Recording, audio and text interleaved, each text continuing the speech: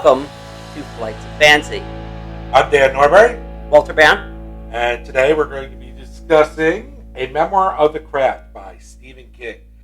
And of course, we're joined by the great Kevin Goldhahn up there in Astoria, New York, with his 2020 single, May the Day Shine, A Million Sweethearts. His former band was the Gantry. Check him out. Amazing stuff. Okay, so we're on our third flight. And these are 12 ounces, guys, so don't worry about us. We're grown men. And dude, this is a Palo Santo Moran wood-aged brown ale. This is my favorite brown ale ever. That's 12%er. It is a 12%er. They can't even import this Palo Santo wood anymore because it's endangered. Go, let's just drink it. Because cheers. I think you might actually like this more. I don't know. They're both amazing.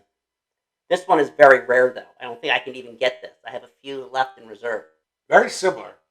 A little heavier on the top. It's heavier? Definitely heavier in the backwash.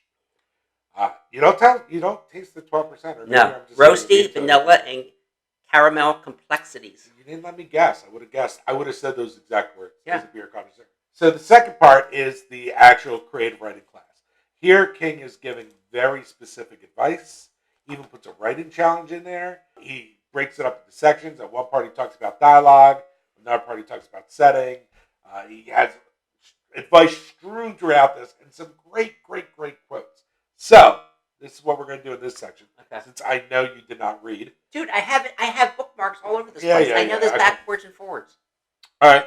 Then you give me a quote and to think about, and I'll respond. He says, one of the really bad things you can do to your writing is to dress up your vocabulary, looking for long words because you're maybe a little bit ashamed of your short ones. This is like dressing up a household pet in evening clothes.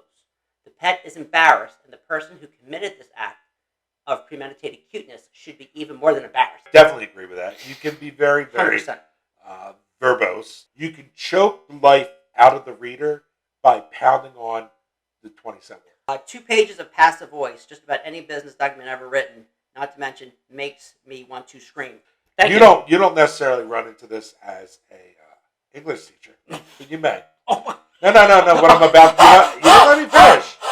I work in the corporate world, right? Gotcha. So I'm constantly writing emails. I'm constantly writing program statements, and I have to write in ways that I cringe. It's hard to break some of those habits. Passive voice is a big problem with writers, and that's where you're using the verb instead of the person doing the thing. Mm-hmm. The verb is doing the soup was stirred by the cook, right? Rather than the cook stirred the soup.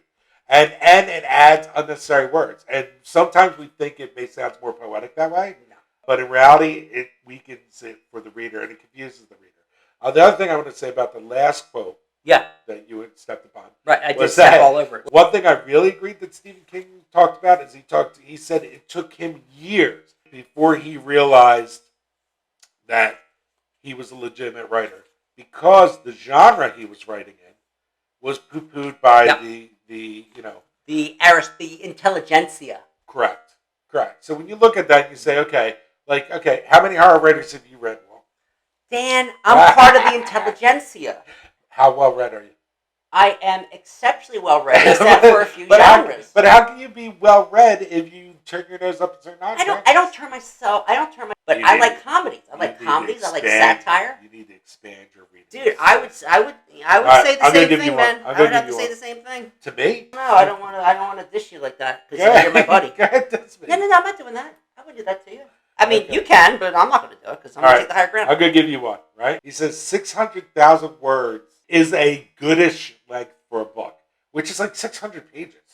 Yeah. If you're Tolstoy and War and Peace, which, as a snob, is an awesome book. I finished it in 27 days. Stopping a piece because it's hard emotionally or imaginatively is a bad idea. Ugh.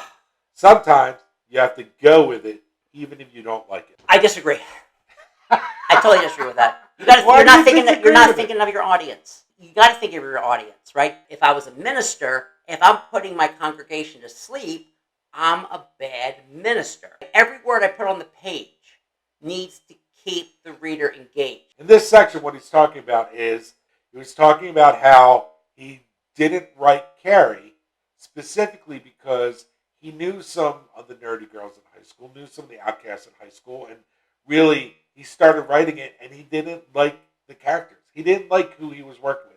He didn't like the snobs who were making fun of Carrie. He didn't like Carrie for being a victim within herself and being that outside loser, right? Right. And so he just threw it away. And his wife dug it out of the trash can, read it, and was like, okay, I really want you to work on this. And what he's saying is he moved forward because, and I should have given you that context, I apologize. Stopping a piece because it's hard emotionally or imaginatively is a bad idea. Okay. Let's go back a few months, and you wanted me to work on Thaddeus, and I said, Thaddeus is third rails for me. When I read that, that's exactly what I thought of. Between you and Mary Jane and my daughters, Nancy and Madeline, they're like, Dad, Thaddeus is awesome. So do you agree with this piece of advice? I do agree with that. When you're writing, you're constructing a bridge using the wood of the reader. Yes. Right? So you're building a bridge between you and the reader, but you have to use their wood pile to do it. Right. Stephen King in the creative writing section says, write with the door closed, rewrite with the door open. I like that. I say this to my students all the time. You guys are writing as if your adult brain is on. Just throw the clay on the wheel. Have fun. When you're 3 years old, 4 years old, you're not criticizing yourself. You're not saying I can't sing, I can't draw. You think you're amazing. And for some reason, school kills that. Society kills it. But when you edit, have your buddy Dan look at it. Have your wife look at it. Have people you trust look at it. Don't have people who are competitive with you because they will pick you apart. Choose your editors wisely because not everybody and not every person has your best interest at heart. Cut 10%. Second draft equals first draft minus 10%. Oh, which, God, makes you wonder how long it really was when you were... If you cut 10% off all right, to Stephen get to King, the 50%. Stephen King, 50%. Right? So cut 10% off. Now, this goes back to what I was saying before, right? So I was writing that short story. I believe you read piece of it, where the guy is haunted by the crow, the raven. So basically these two kids perform this senseless act of violence against the crow's nest. And after that, every time something bad happens, there's a raven that precedes it. And it's kind of a harbinger for the guy. And I was writing it in the present time. And he was writing a letter to a woman telling him about this childhood thing and why it's following him around. And then would flash back to him being a kid. And then come back to him to now, flashback. Method I was using to go back and forth, I was really proud of. I found that it was very smooth and that reader could go from one time to another. And it's unfinished as it was, and it was 8,000 words, and they're only allowing 5,000. Oh, boy. So it's like, well, to do that, you just cut out the letter piece and you set it straight back. But maybe you start with them as kids. Maybe you don't do any of the flashback. The flashback is the present. Maybe it was the contest that was intruding on your art, man. Maybe, but when I was writing it, I was in love with the craft of writing it. As I was reading it with the door open, I looking at what 10% I could cut out to make this word count. I started looking at it and I started realizing, wow, every time I'm reading the letter, what I was trying to do was build artificial suspense within the reader so they wanted to get back to the story at hand, which was in the past. Yeah. So why not just start in the past? Why have that? Yeah, you don't need that. I don't need that it. frame or that. Yeah, that backstory. Right, I don't need that. Yeah, that mechanism to go back and forth like that. Just start with them as kids, and it became a lot stronger as soon as I did that. Oftentimes when you cut, you just become stronger. Yeah, exactly. So then you're first. Revision means to re-see, right? Not just like you like change some commas. Yeah. Revision. That makes sense. Re-see. You re-see it. I like. Wow.